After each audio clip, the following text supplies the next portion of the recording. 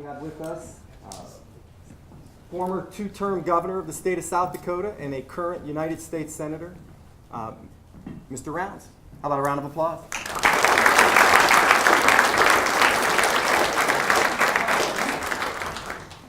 Come here. Let me, first, you guys all know this guy, Jack Elliott, I presume. If not, I'm very happy to have him here today because he has the privilege and the opportunity to have been nominated and accepted to the United States Naval Academy. And so beginning this fall, actually beginning on July 1st or so, Late June. Yeah, late June, he's going to be moving into an entirely different role in life. And they're going to make life kind of miserable for him for a few months, but they're also going to provide him with probably one of the finest educations you can ever get, which is in one of our academies. The Air Force Academy, the Naval Academy, West Point, and so forth. And so this is one that is sought after, and we're very, very proud that Jack made the grade, and he will be serving his country in the United States Navy, and he'll be receiving probably one of the best educations that we can offer in the United States. But it's quite an accomplishment. It says a lot about Jack, but it also says a lot about this school because the competition out there is huge, and you've got to have the academics in order to make it, and you've got to have the personal drive and determination as well. So Jack, I just wanted to say congratulations. Thank you. Very, very well done.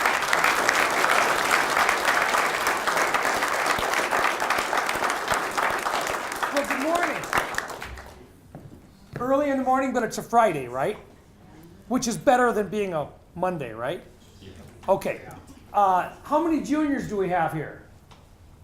How many seniors do we have here? How many underclassmen do we have here? All right, great. Well, it's good to see you all. I'm only going to talk for just a few minutes, maybe 10 minutes at the most. And then I want to open it up and we'll try to answer as many questions until they tell me that I'm all done and that I've bored everybody enough, and then we'll go from there. First, thanks for the opportunity. Second of all, you live in Sioux Falls, South Dakota, which has a city government that actually works the way it's supposed to. You live in a state where the state government actually works the way that our founding fathers wanted it to work in the first place. You live in a country which has a national government which is challenged. In other words, it doesn't work as well as it could work. And I wanted to talk about that a little bit today. Because what it amounts to is in this country we have lots of people with lots of different points of view and lots of ideas about how to make things better, which is a good thing. The question is, how do you work with other people from across an entire country to try to make things actually get better? When you think about the things that we've got to do and the requirements that the founding fathers actually wanted us to do, you have to start with, they always wanted us to defend this country. It's what created this government in the first place. They wanted the federal government responsible for the defense of the country, interstate commerce, basically the transaction of business between the states, and roads and bridges, constitutionally directed. Well, when you look at that versus what's happened in the United States over years and years and years is more and more things have been directives from the federal government back down to the state governments and so forth, which has caused friction. Some people think we need more of it. Other people think we need less of that federal activity. That creates challenges for all of us. In Washington today, I can tell you there are good people on all sides of the issues. And everybody talks about the differences and about the challenges between the executive branch and the legislative branch and the judiciary and how we go about picking Supreme Court judges and so forth. But I can tell you that on a one-on-one basis, the vast majority of all the people that I work with in Washington, those that are elected, those that we work with on a day-to-day basis, they're really good people. And I'm not talking just Republican or just Democrat. Across the board, they are really good people. They're the kind of people that you'd like to have for your neighbors. They're not there because they're necessarily mad about something. They're there because they cared enough to actually want to be involved. Once they get there, They have these principles that they have established and that they've talked to other people about. They've worked their way, whether it's a matter of, I got to make the defense of our country stronger because it's not as strong as it should be. Or for those who say, I believe firmly that we've got a tax policy that's broken and it's got to be fixed. Or others that say it's equality and we have to work towards more equality. All of those different items that drove people, brought people together that had principles strong enough to make them want to leave their homes and go work in a place like Washington, D.C. And once they got there, they found that there were other people that had just as strong of principles, but they maybe didn't believe in the same way of getting there. They had different tactics to be used. And that creates frictions. But let me just share this with you. It's not new. This is not something that is new to the way that our country is today. Our founding fathers fought they fought a revolutionary war. They fought a war for their own freedom. These were men, and in many cases women, that put their lives on the line to challenge the greatest military might in the world, Great Britain, in 1776, because they thought they wanted something different than what they had for government. They wanted freedom, but they wanted it with a new form of government that they truly believed was better than what they had. They wanted a republic. They wanted a democracy. They wanted something that did not exist and was not shown to exist anyplace else in the world. And they knew, as Ben Franklin suggested, that once they started down this path, you've perhaps heard this before, Ben Franklin said, surely we must hang together, because if we do not hang together, we shall most certainly hang separately. They knew that what they were doing, they knew that they'd put their lives on the line. They fought side by side to create this country. But once they had gained their independence, now the really hard work started. They had to figure out how they would actually govern without a king. How do we create this republic? What does it amount to?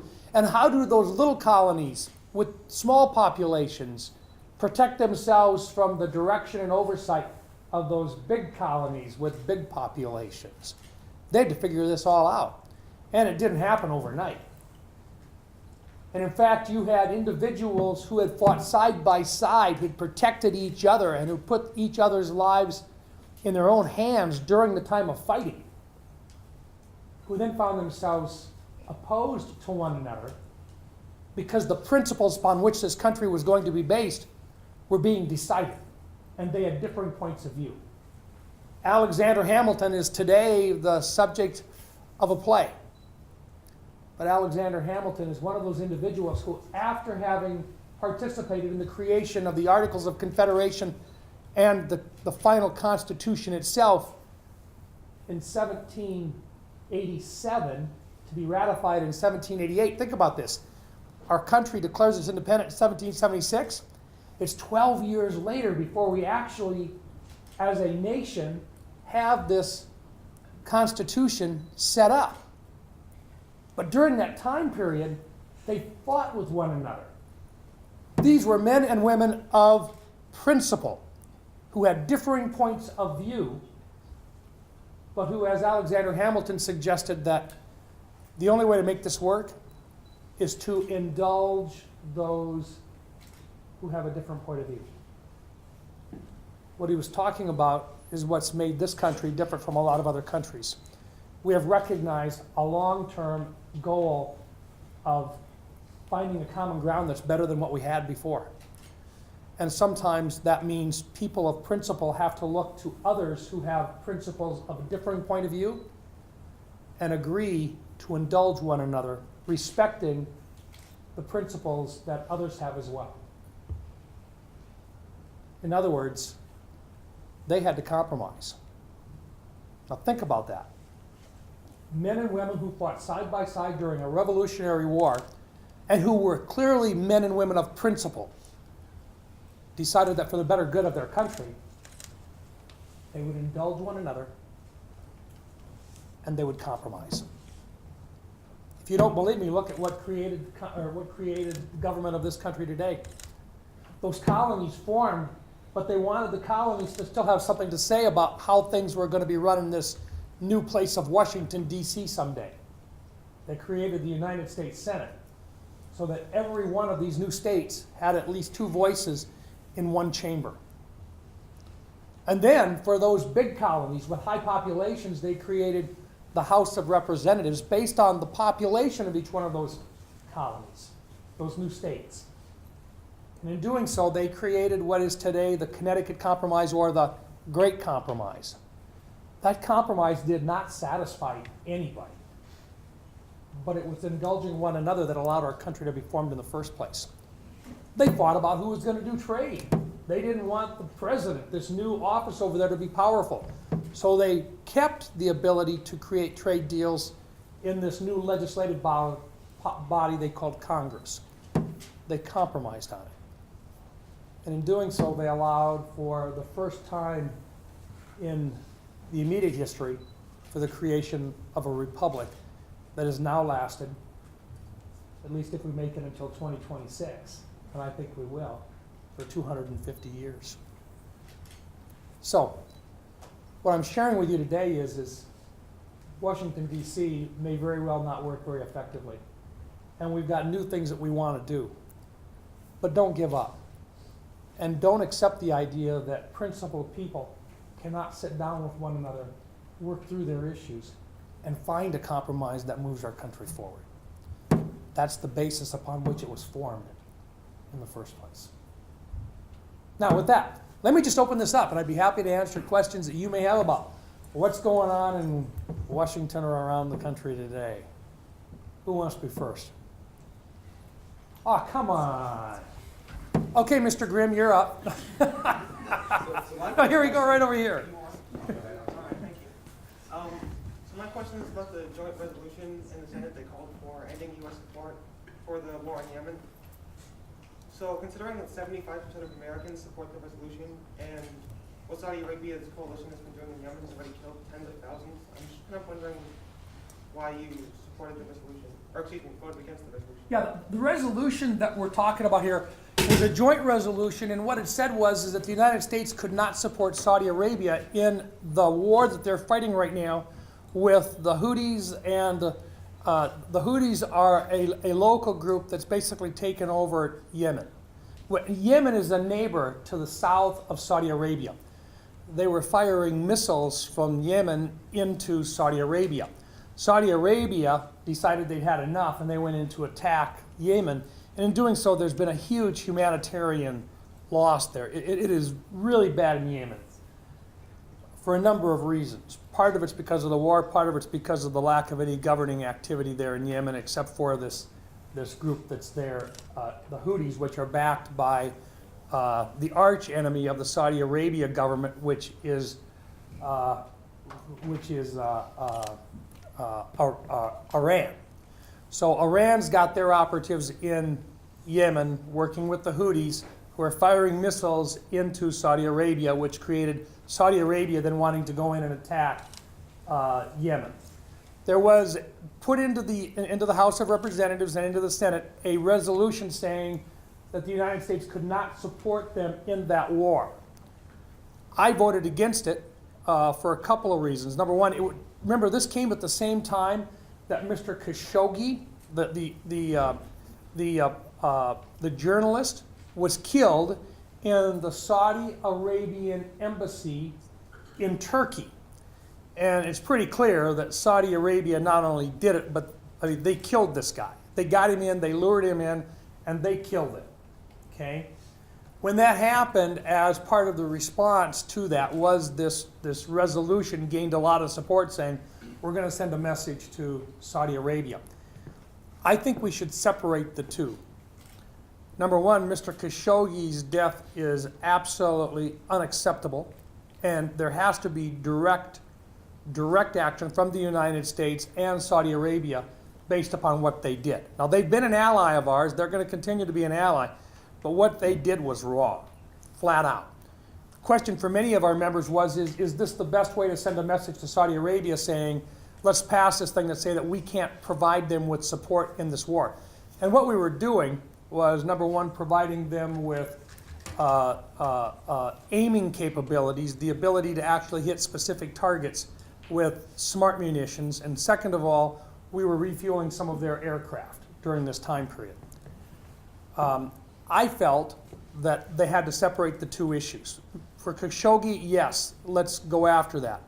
But when it came to telling an ally that they could not defend their country against another outside force who was shooting rockets into their country, I didn't think that we could necessarily tell them that they were doing that for the wrong reasons.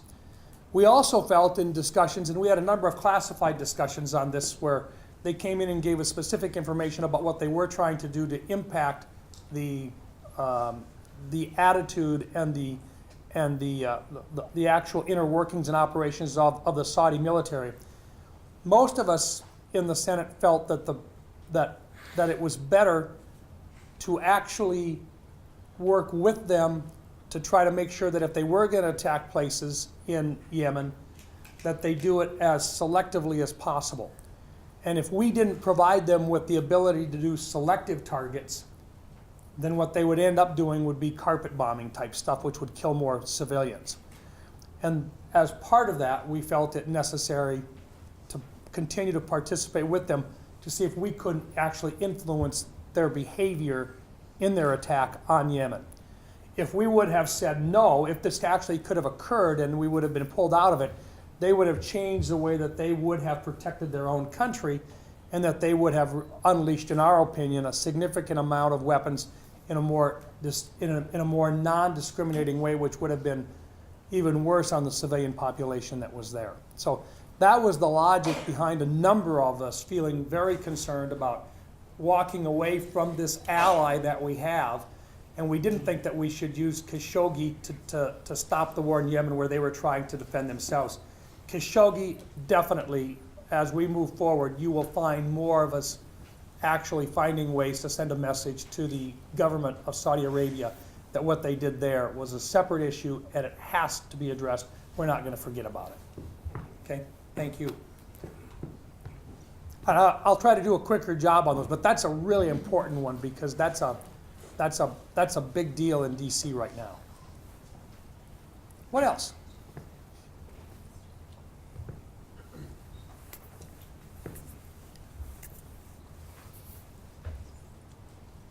How do we address the man-made islands that China is creating in, I think it's the South China Sea? What do we do to curb that? What we have right now, China, over the next 25 to 50 years, will be our primary competitor economically and militarily. And it's going to be up to China as to whether they want to be an aggressor when it comes to the military or whether they want to be a peacekeeper like what the United States tries to be. Now, China has decided that because they have a long culture that they have not been respected by the rest of the world the way that they think they should. President Xi is now sending the message that he is now president for life. President for life. Doesn't have to get reelected anymore. And he now has 25-year plans. And part of what they're doing is a Belt and Road economic policy, which says the belt is the economy of China is going to take a belt like all the way down through the South Pacific, around India and back up into the Gulf and into Africa. And then the road, as they call it, the One Belt, One Road, is across Asia, through Russia, into Europe, and so forth. And they want them all to lead back to China, to where they are part of the major worldwide economy, similar to what the United States is today. They'd love to have their money be the international money of choice.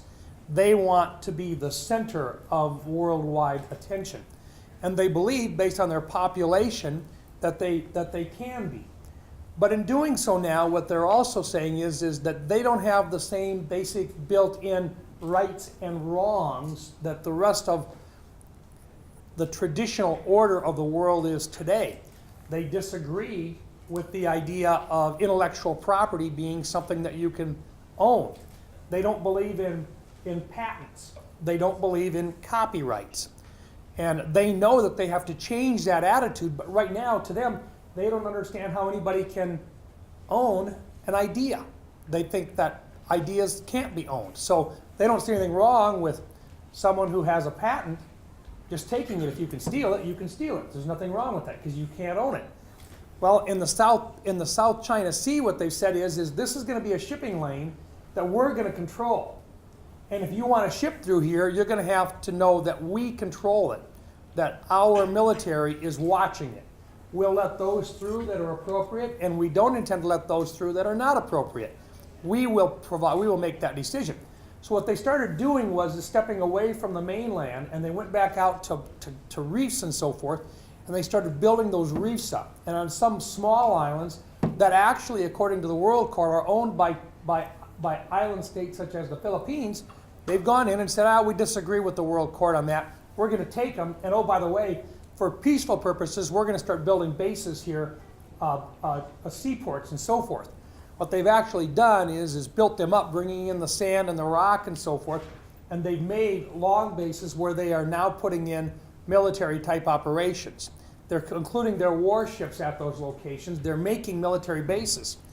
We've told them very clearly that we think that they're wrong and that we're not going to accept that as being part of China, and that we're going to continue through what we call freedom of navigation to send our ships right on by those islands, even though China says that's an aggressive action.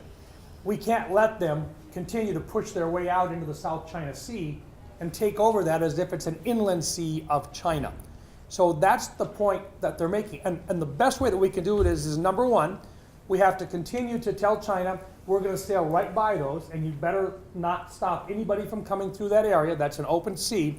And second of all, we've reminded them that unlike an aircraft carrier, which can be hidden and difficult to find in the vast expanse of the South China Sea as well as the Pacific, those are fixed bases. And if they ever become a military threat, they are most certainly at risk, and there's not much that you can do about it. So we do two things. Number one, we let them know that we will not accept it in terms of aggression towards other countries in the area who are our allies. And second of all, you can continue down the path of being a part of the trade of the rest of the world, or if you decide that you're going to try to do your own thing based upon your rules, which the rest of the country, the rest of the world does not accept, we're going to have a problem. And if that's the case, we will be able to, and we will respond to you, and we will stand up to you.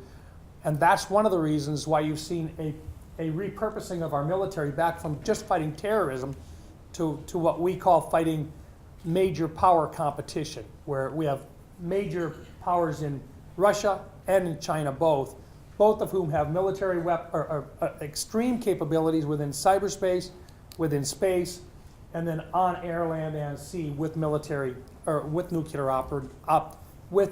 weapons included in their arsenals that they have continued to upgrade and expand the capabilities of. So that's the reason why you're seeing a significant buildup in our military, is because of the types of actions that you're seeing with China in the South China Sea. Now we have to find ways of getting to those from a longer range off, because they will eventually put missiles on them in order to attack our aircraft carriers that are farther out at sea. And that's the risk that we have, and the reason why we can't stand back and let them simply do it without confrontation. Yes? Environmentally, what efforts has America taken to improve, like, decrease carbon emissions and waste in oceans? Let me repeat it. What has America done to actually improve on an environmental basis the challenges we find with carbon emissions and so forth? Is that kind of the I think the best evidence of American success is the fact that today, even though we have one of the strongest economies in the world right now, you'll find that of total emissions right now, we're about 13% of what the entire world is. Our competition out there, India and China, amount to in excess of 33%. Now, part of it's because with their economies and so forth, they don't have the technological capabilities that we do. In many cases, they still burn wood. They burn a lot of what I call dirty coal, not clean coal. We have capabilities because we've expanded our economy to where we actually have ways of doing different types of fuels on a more efficient basis than what some of our trade competitors are able to do. In the future, I'm still convinced that we can do more, but in order to do more, you have to have an economy that can support it. So there are some folks out there that say, we want to clean our economy up, or our environment up, but we want to do it by specifically saying you can't use this particular energy source and you can't use that particular energy source. I think what we've tried to do in the United States Senate, and I said on the Environment and Public Works Committee, what we said instead is let's not pick winners and losers with regard to what is considered to be the right power source. Let's do an all of the above, but set out our goals for reducing the total emissions that we see coming in. There's also something else going on. There's a discussion publicly about whether or not there is such a thing as climate change. It's not up for debate. There is climate change. The question that most of us have is what do you do about climate change, and how much can you do it, how much of it is natural, how much of it is man-made? I've been to the Arctic. I've seen it. Clearly, we're in a warming cycle. We have an increasing sea level right now. I have friends from other states along the coastlines. They're concerned right now because as the sea level rises, they're going to see parts of their states literally have inundation. And when you have a storm, the water comes farther and farther inland each time. The question is not, do we want to eliminate pollution? The question is how to do it technologically, and how do you address it so that you don't destroy your economy doing so. And as we face more and more to the fact of not just saying there is climate change, you start to address the fact of what does man do and how does man control it in the future, and how do we do that without shutting down our economy. There are some folks out there that said, and look, you heard about the new Green Deal, okay? It was not ready for hatching, but it was hatched. And what they suggested out there was some things like, we basically don't want livestock anymore. We're going to have to get away from cars. We're probably not going to be using aircraft. That's not something that necessarily works. But what you can do is using technology, you can move to more efficient ways of delivering energy and do it in such a way that you can eliminate as many of those emissions as possible. But even if the United States were to eliminate all of its emissions, even if we were perfect, we're not going to change what is going on with the release of carbon until the other countries are capable of doing the same things as well. I'm not even afraid to talk about the fact that at some point in the future, as we move forward, we're going to have to find ways to actually draw carbon back out of the atmosphere in the future. How do you do it? Grow trees is one way. Grow trees. Just an example of what you can do. But yeah. Do you think it's America's obligation to keep other, as a world power, to keep other nations accountable for their carbon emissions and environmental? Is it America's obligation to keep the others accountable for their emissions? I think you can try to work with other nations, but as each country is actually autonomous, you have to recognize their sovereignty. And so you have to work with them, but in terms of trying to use a stick, that won't work. That's not really what we should be doing. What we should be doing is finding ways, number one, to make certain that we are still as economically competitive as we can possibly be, so that we can grow our economy, so that we can afford to do the experimentation, to do the things that actually can be adopted in many cases by other countries.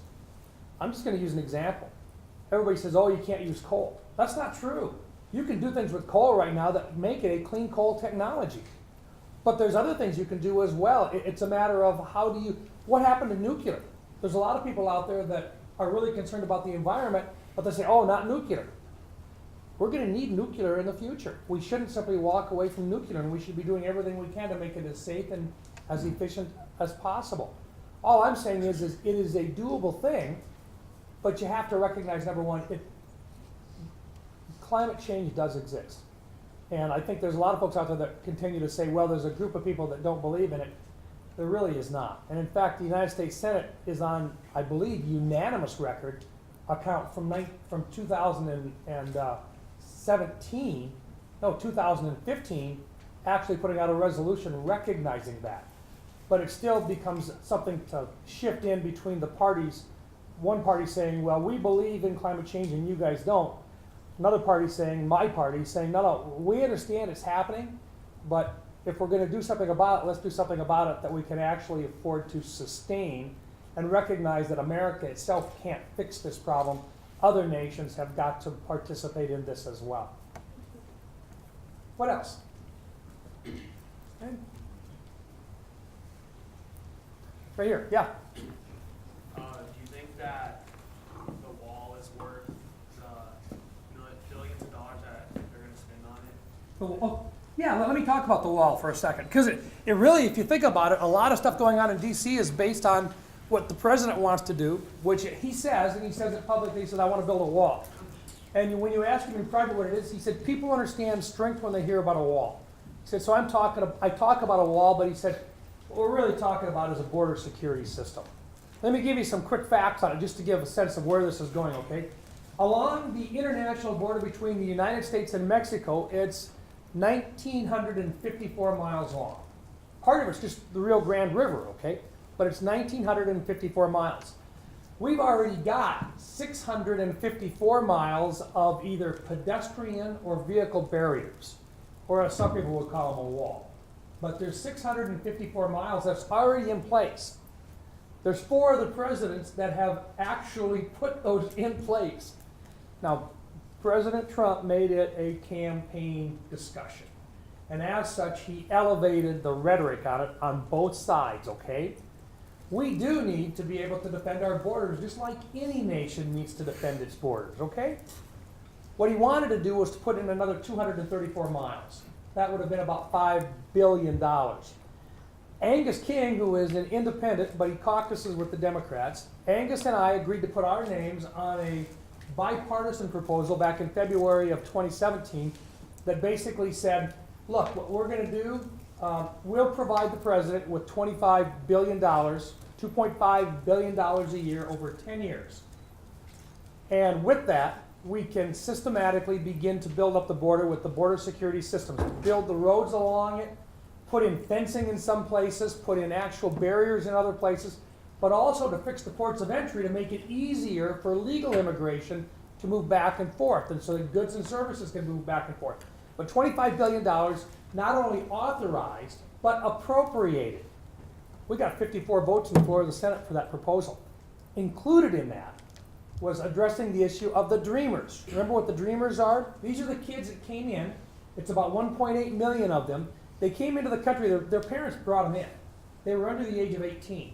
Their moms and dads did violate the law, but the kids didn't have much to do with that. They were brought in by their parents. These young men and women serve in our military today. They go to college today. By definition, that makes them a dreamer. But they don't have citizenship.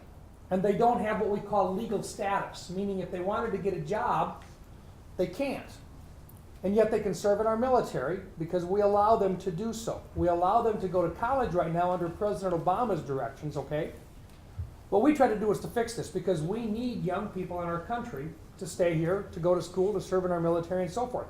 So what Angus and I put together was a deal that said for a period of 7 years, this group of people could stay in our country with legal status.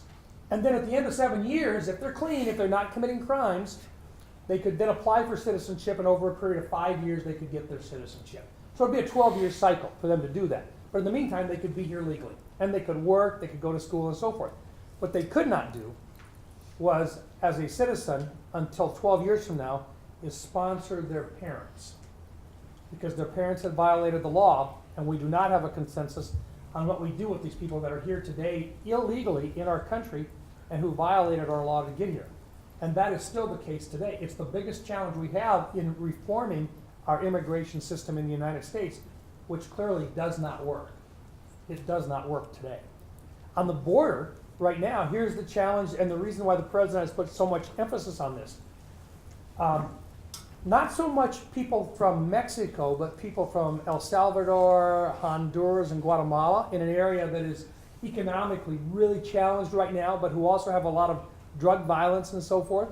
They're being solicited by coyotes, by people who, as a part of their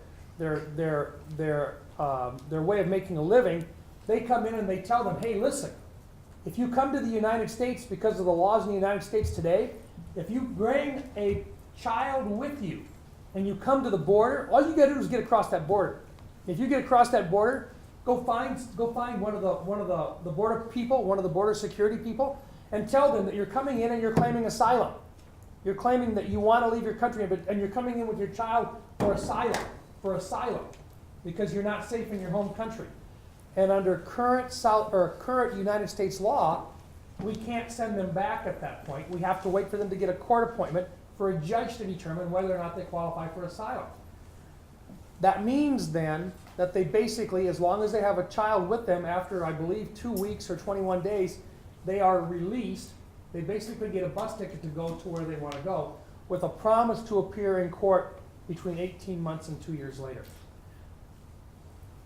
We're running between 60 and 75,000 people a month coming in that way.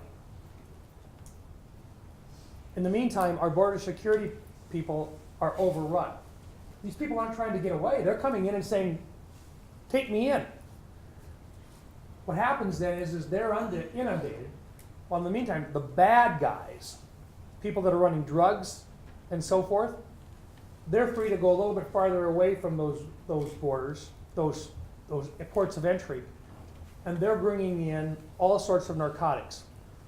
Heroin, meth, fentanyl, and so forth, to the tune of multiple times what it was just a few years ago. How long does it take them to get it from the border up to the farthest parts north? About 4 days. If you find fentanyl, if you find meth in this part of the country today, the chances are very, very good it came across our southern border within the last week. That's the challenge that we have, and the reason why the president has pushed so hard to try to do something about that border security. And in the meantime, these young men and women that are coming up from the south, bringing a child with them, about 70% of them find themselves in harm's way somewhere along the way. It's not a good thing. And until such time as our laws allow us to send a message that they do not qualify for asylum unless they can prove asylum, and to do it in an expedited manner, we're going to continue to have people looking at better economic opportunities in the United States than what they find in their home countries. The other piece that's missing in our current policy, we have to find a way to help those countries to be more economically viable and safer so that their people don't feel the need to come north in the first place. That's part of our state policies that we don't do a very good job on today. So we got time for about 2 more questions. Okay. I may run out of questions, you never know. Oh, yeah. Here, for Oh, there we go, okay. So recently there's been a group of individuals stopping Mexicans from coming to the border. Do you agree with what they're doing? Okay, recently, there has been a group of militiamen that have been stopping people at the border, from what I understand. And I haven't read a lot about it, but the question is, do I agree with them? I do not agree with militiamen taking the law into their own hands. In some cases, these are individuals who may very well have encouraged other folks to follow them, telling them that they are correct, but the evidence does not point to them being legally able to do what they're doing. So I'd much rather have the law enforcement personnel doing the enforcement efforts, and if they need additional assistance, I'd much prefer not to have individuals deputizing themselves in order to do it. I think that creates the abilities for untrained individuals in confrontations where they get themselves hurt, but they get other people hurt as well. Yes, sir. I was reading through your website, and I came to your section where you had the immigration section, and I read that you strongly disagree with President Obama's executive action on illegal immigrants and having them in the amnesty. So can you enlighten us and tell us if you support it or why you thought that you support it? Sure. Yeah, and in fact, about is President Obama created by executive order the Dreamers. That's what we're talking about. And what he said was, is by executive order, I'm going to say that it's okay for you to have legal status in the country.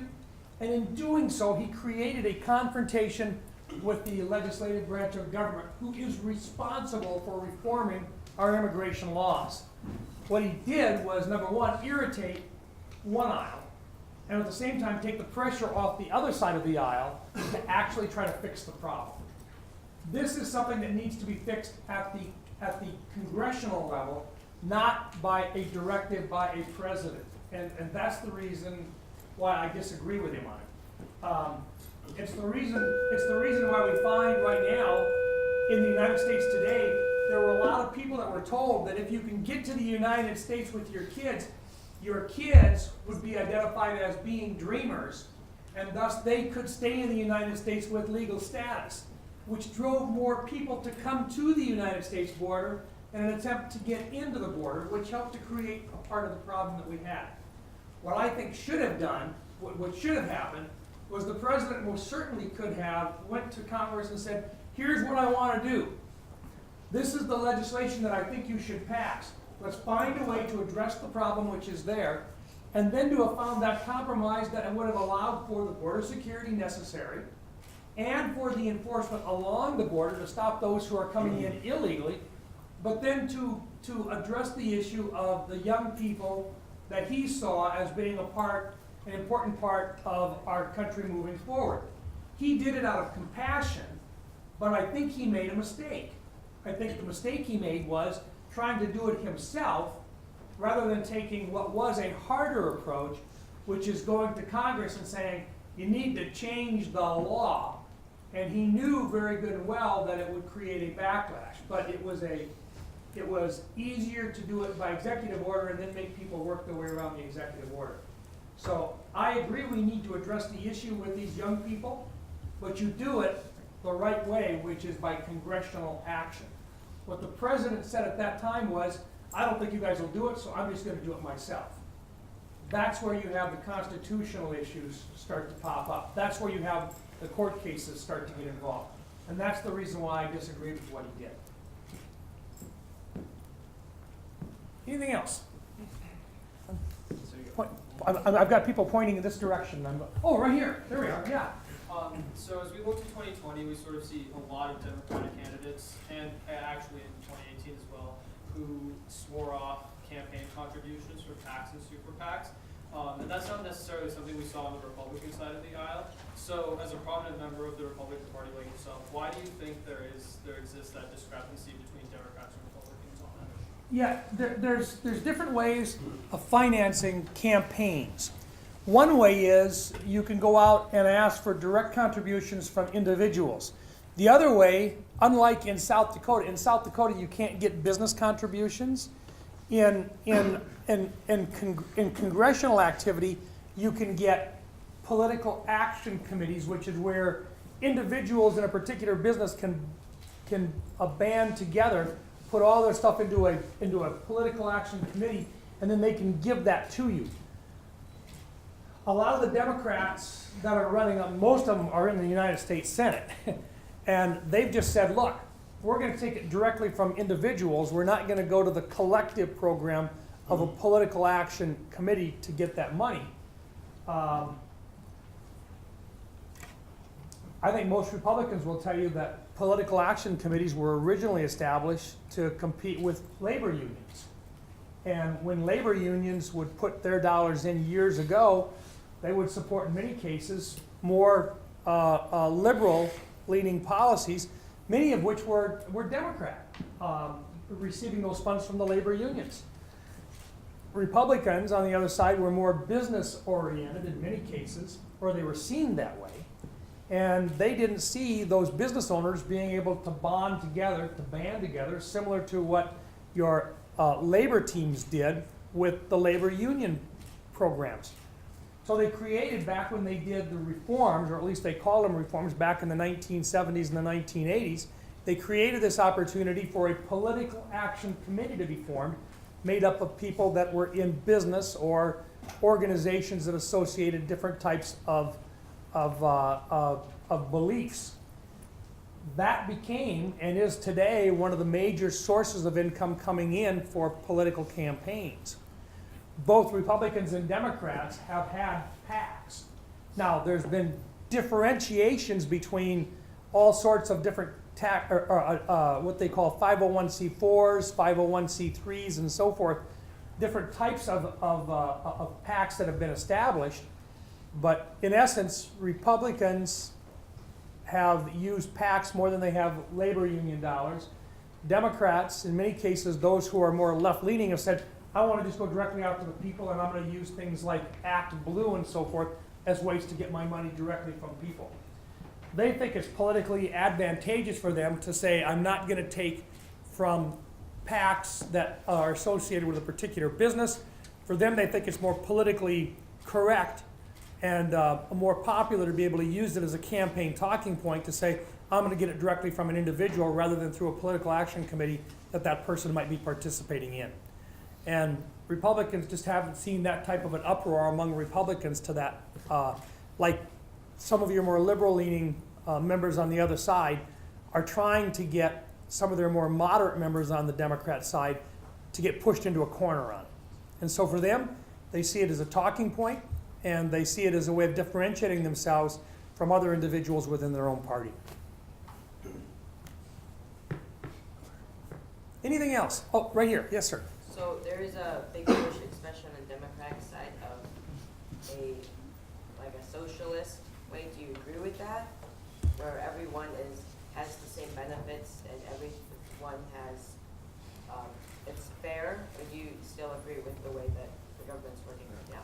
Yeah, I think Bernie Sanders, as a matter of fact, Bernie's in the Senate with us. Elizabeth Warren is in the Senate with us.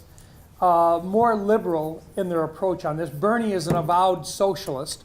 Bernie has always said that he was a socialist, and he's straightforward about it. He believes that everybody should, regardless of how much money you make, there should be an amount which everybody gets, and then the amount above that amount, there should be a higher and higher tax on those who make more money. I think the best way to explain it is that there's a lot of people that believe that capitalism is a better approach. I'm one of them that thinks that there's a better way to do it. Capitalism is that the harder you work, the more that you deliver, the better opportunity you have to make more money, and you'll invest it back in, which grows the economy.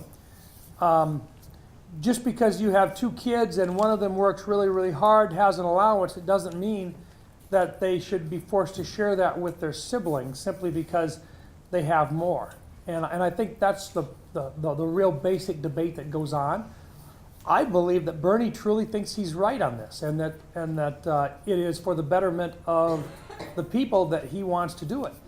I just simply can't point to a single place in history where socialism has actually worked the way that capitalism has. And if you take a look at what's going on in the United States and the reason that we are the economic superpower that we are, it's because we understand that you have to have, number one, you have to have capital, a resource. Second of all, you've got to have the ideas that are out there.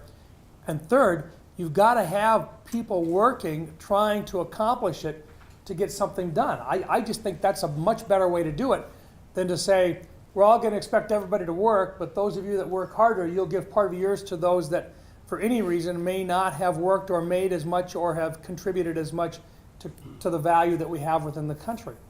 It's a different point of view, a different philosophy. I just think our founding fathers were right when they said that government should not be making that decision, and Bernie would tell you that he thinks that government should make that decision for you. Look, thank you. You've been a very attentive group, and I appreciate the questions. If you want to learn more about this, let me just suggest something. We look for young people to participate in all of our offices. All senators do, all House members do. When you get out and you decide that you want to go to college and so forth, consider doing an internship.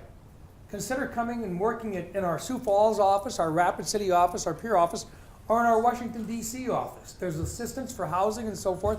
It's a great experience, and it allows you to see government in action. The same way at the legislative session, if you haven't considered being a page in the legislature for a couple of weeks, consider being a page. And consider when you get to college, consider being an intern for the South Dakota legislature, because you'll see how government works. you see some really, really good people trying their best to make good decisions.